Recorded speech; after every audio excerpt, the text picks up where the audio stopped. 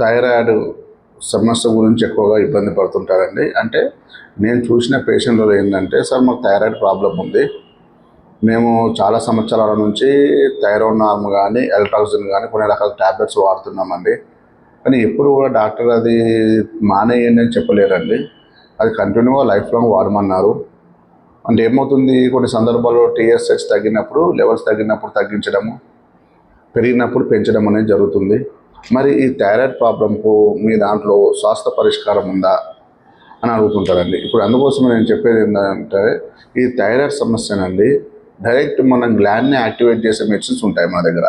అంటే మన బాడీలో ఇమీడియట్గా మనకు రూట్ లెవెల్లో హోమియోపతిలో ట్రీట్మెంట్ ఇచ్చే మెడిసిన్స్ ఉంటాయండి.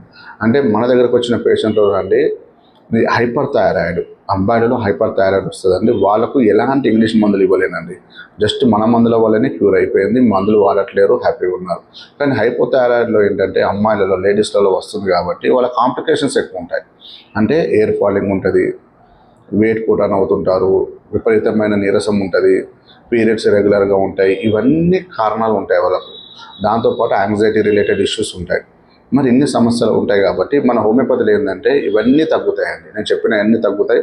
దాంతోపాటు కూడా వాళ్ళు నిదానంగా టాబ్లెట్స్ తగ్గించి పర్మనెంట్ క్యూర్ అయ్యే విధంగా మనం మెడిసిన్స్ ఇవ్వడం అనేది జరుగుతుంది.